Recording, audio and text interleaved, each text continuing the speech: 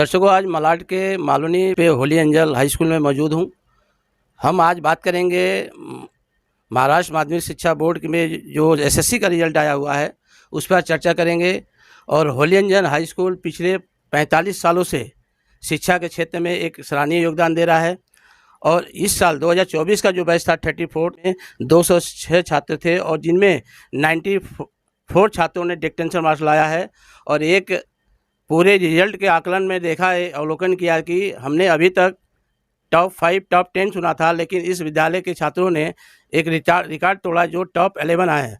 कहने का तात्पर्य है कि बच्चों ने 94 पॉइंट से लेके जो 90 मार्क्स जो हैं वो बच्चों ने 11 बच्चों ने हासिल किया है। आइए बात करते हैं, हमारे साथ में Holi angel English high school के ट्रस्टी एवं प्रिंसिपल सिम्पसन सर हैं।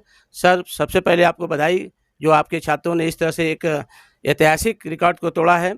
और इस पर जो एसएससी बोर्ड का रिजल्ट जो आया है उसके बारे में, अपने बच्चों के बारे में क्या कहना चाहेंगे? किस तरह की तैयारी आप लोग कराते हैं?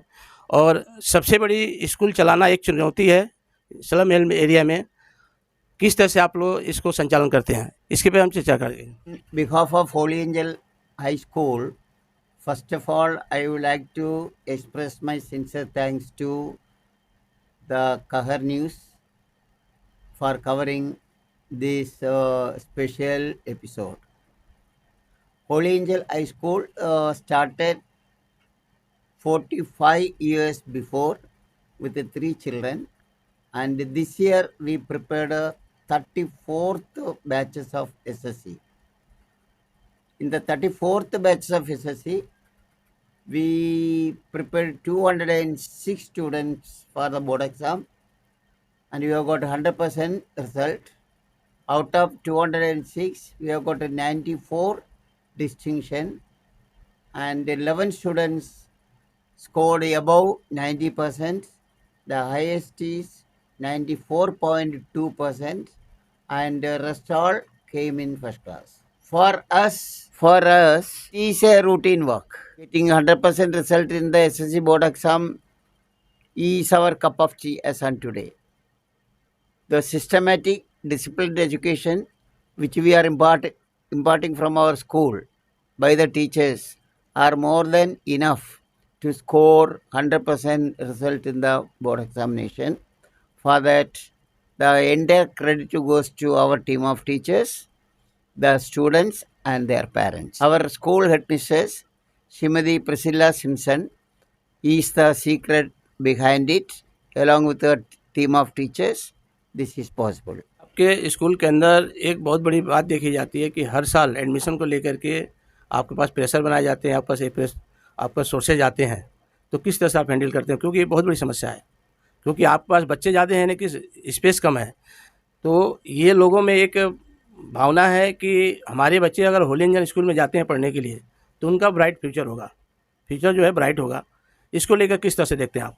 जो सवाल आपने मेरे सामने उठाया, एक्चुअली ये बहुत बड़ा एक सवाल है। गया पिछले 10-11 साल से जितना बच्चे लोग होली एंजल में एडमिशन के लिए आता है उसका 50% भी हमको एडमिशन दे नहीं पाता है। कारण हमारे पास इतना जगह नहीं है। इसके लिए हम लोग आपको मतलब जो बच्चे लोग पहले एडमिशन के लिए आता है उसका एडमिशन देके उसमें गरीब हो, अमीर हो और कोई भी कैटेगरी का हो, हम लोग सबको चांस देते हैं और जितना रिक्वायरमेंट है उतना लेके हम लोग एडमिशन क्लोज करते हैं। आज की तारीख में हमने किया 35 ईयर्स से ये प्रॉब्लम को सोल्व करने के लिए हम लोग कोशिश करते आया, लेकिन ऊपर वाला का मेहरबानी से और हमारा वेल विशेस का मदद से ये साल वो उसका भी प्रॉब्लम सोल्व करने के लिए चारकोप में एक नया स्कूल का बुनियाद डाला है।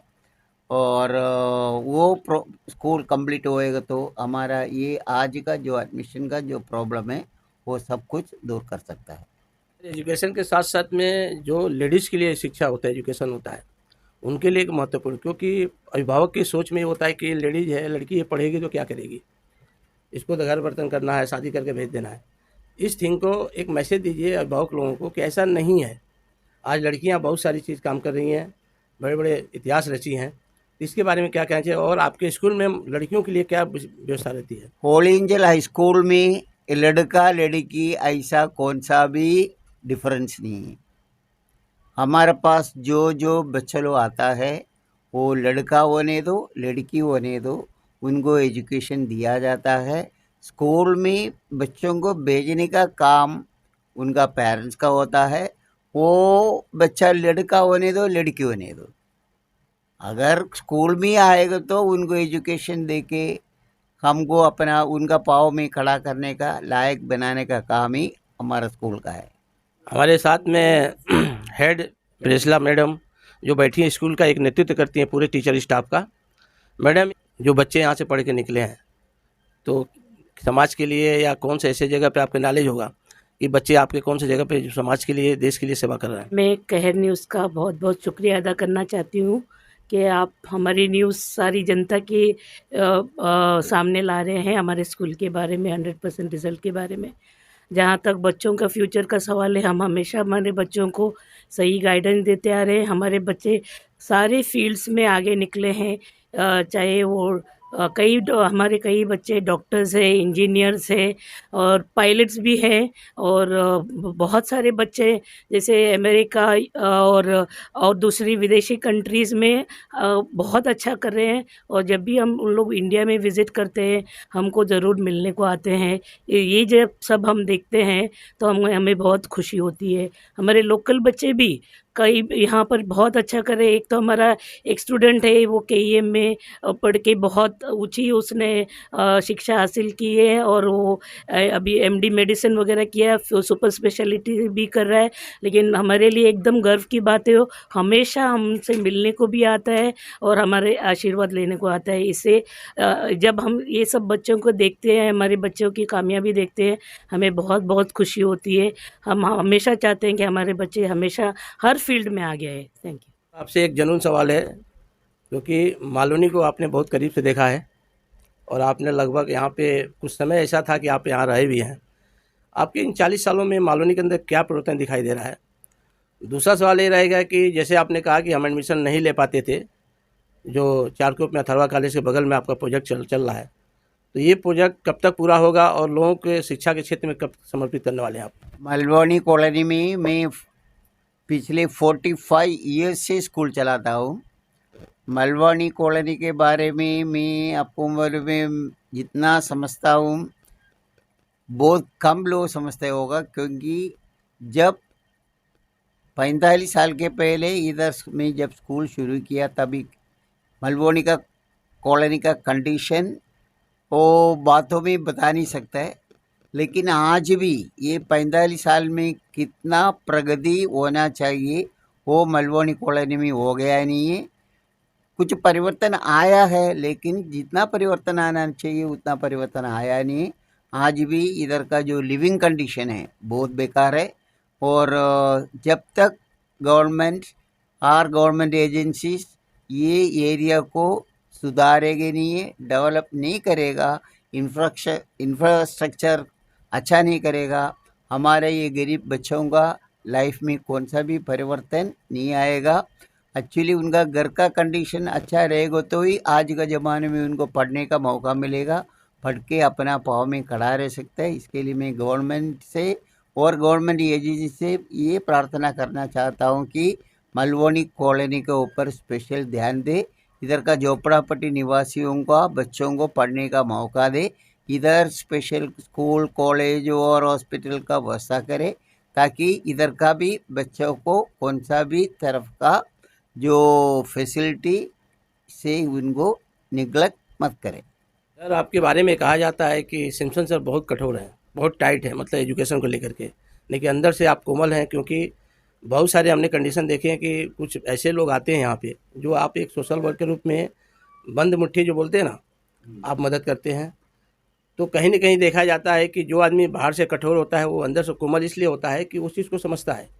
और ये समाज में एक बहुत बड़ी देन है कि ऐसे लोग, बहुत सारे लोग पढ़े हैं, लेकिन मालवनी के लिए आपके स्कूल, आपका जो रोल है एक महत्वपूर्ण बात है। आपके द्वारा 45 सालों में जो काम किए गए शिक्षा के क्षेत्र में, मलाड नहीं पूरी मुंबई गर्व करता है। क्योंकि एक्स सीएम सुशील कुमार शिंदे ने एक समय कहा था कि कीचड़ में कमल खिलता है और वो स्कूल आपके लिए कहा था, तो शायद मुझे लगता है कि वो कमल चारकोप क्षेत्र में जो एक जूनियर कॉलेज के प्रोजेक्ट के रूप में वो कमल खिल चुका है। और आप उसको, मैंने फिर सवाल कर रहा हूँ कि लोगों को कब वो स्कूल समर्पित करेंगे ताकि शिक्षा का अवसर मिलेगा। मैं एक्चुअली कितना कड़क हूँ, खाली बच्चों को बीच में डिसिप्लिन लागू करने के लिए है। स्कूल के बाद, स्कूल का जो टाइम के बाद बाहर आएगा तो मैं किसी का भी साथ कड़क बात नहीं करता हूँ। बच्चों को साथ मुझे डिसिप्लिन मेंटेन करने के लिए वो रीति का पालन करना पड़ता है। वो जब तक मैं है तब तक डिसिप्लिन को मेंटेन करते रहेंगे, क्योंकि मुझे अनुभव है ये 45 साल में। डिसिप्लिन अगर बच्चों को बीच में नहीं रहेगा तो हमारा जो इच्छा है वो पूरा नहीं कर सकता है। चारकोप का जो स्कूल का सवाल है, मुझे ये भी हमारे मुंबई वासियों को ये दिखाना चाहता हूँ कि मुंबई में स्कूल एजुकेशन और कॉलेज एजुकेशन ऐसा भी दिया जा सकता है।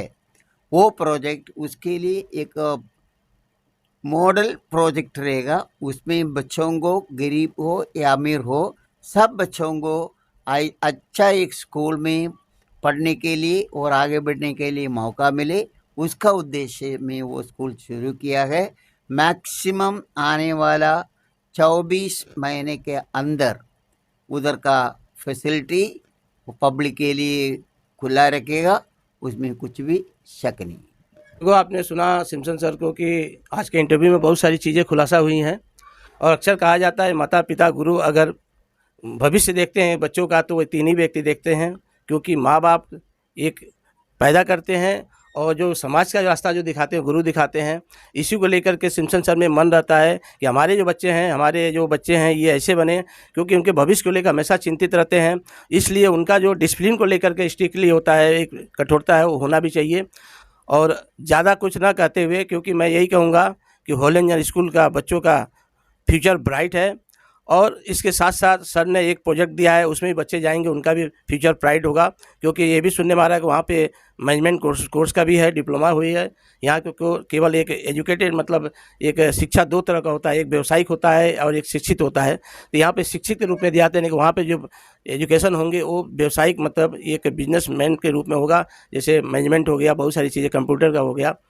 तो ज़्यादा कुछ ना बोलते हुए कि मैं यही कहूँगा कि होली एंजल स्कूल के पूरी टीम को, पूरे टीचर स्टाफ को ईश्वर इसी तरह से सबल रखें, स्वच्छ रखें, स्वदुष्ट रखें, ताकि आने वाले समय में ऐसी सेवा मिलते रहे। और मालूनी मलाड पूरे मुंबई के जो लोग भी यहाँ होली एंजल में पढ़ना चाहते हैं उनका भविष्य ब्राइट हो। इसी तरह स्टैंडअप पांडे की रिपोर्ट, करनी मुंबई।